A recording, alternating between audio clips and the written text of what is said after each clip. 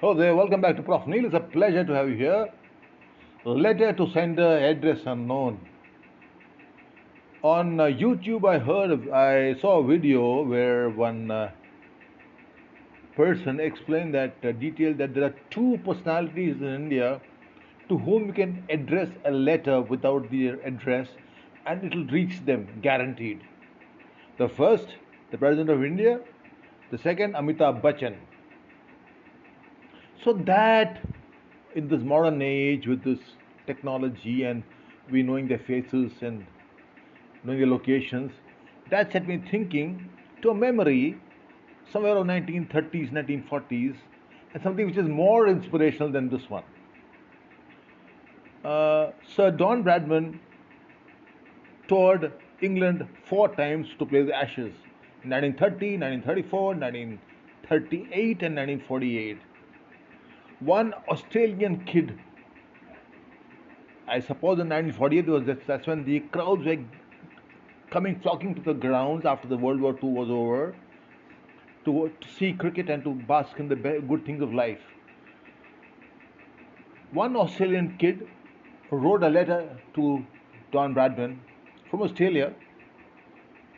It was addressed to Don Bradman playing somewhere in Australia. The Australian Postal Services dispatched it to the British Mail Service, who, to their credit, tracked down Sir Donald Bradman, which the ground he was playing, to ensure that the kid's letter reached him. I am sure that Don would have been touched. To reply to the kid, could there be anything more inspirational than this? The President of India, we know.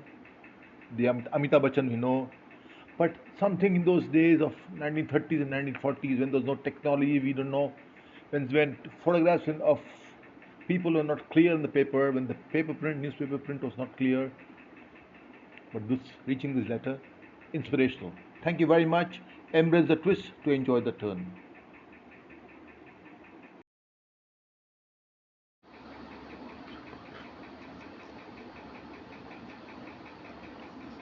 Hello there, welcome back to Profneel. It's a pleasure having you here.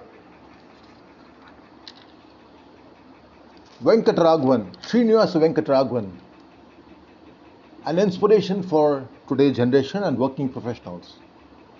Former India Test cricket captain and member of the spinquartet that not only terrorized and mesmerized batsmen from all over the world,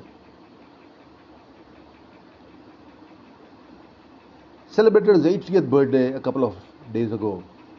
An absolute role model for today's working professionals and generation next.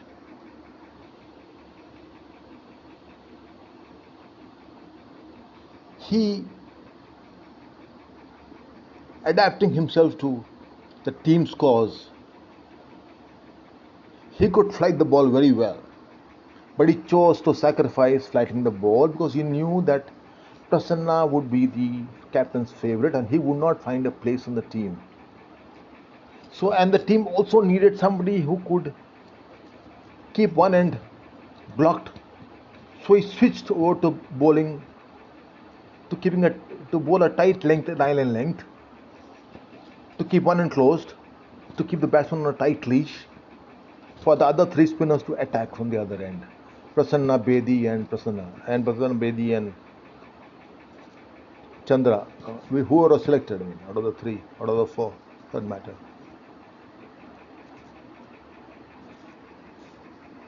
His grit and mental resilience. In 1965, he made his debut versus New Zealand.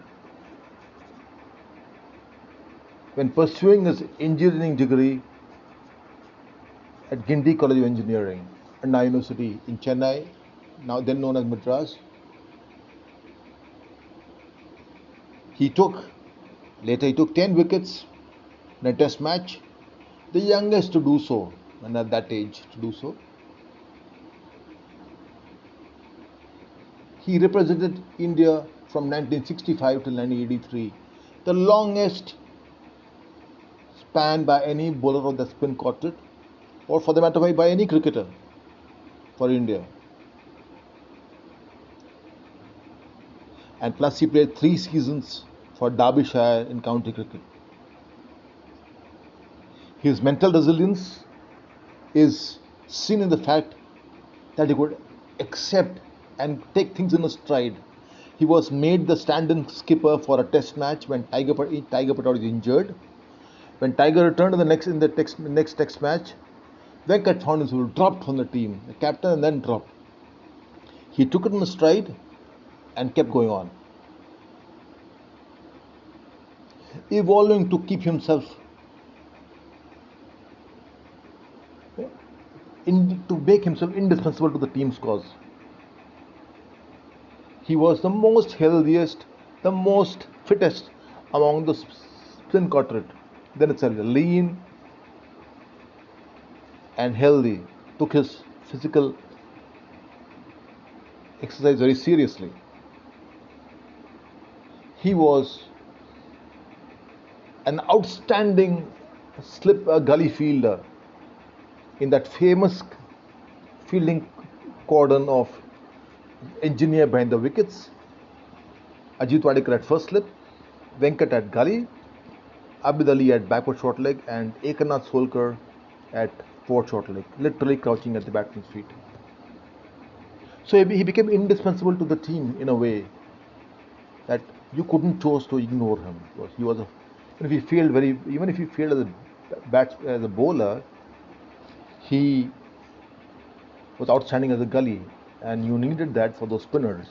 Plus, he was the finest batsman among all the four spinners who would stay there at least for some time, better than the others.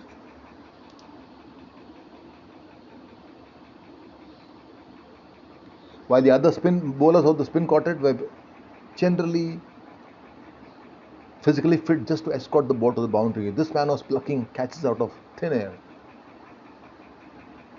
Intelligent to know the rule and how to interpret it to your advantage. On the 1971 tour of West Indies at Port of Spain, India in a test match had a slender 150 runs lead. He asked his captain Ajit Wadekar to ask West Indies to follow on. Ajit pointed out the rule book to Venkat and said, "We need 200 runs to enforce the follow on in a test match, a 5-day match." To which Venkat said, technically, one day's play has been washed off completely. Technically, that makes it a 4-day match, hence we can enforce the follow on with 150 runs. Ajit was convinced, went to the umpires were convinced, which left the West Indians bewildered. They never thought of this in their imagination, that they would be asked to follow on by India. They lost that test match.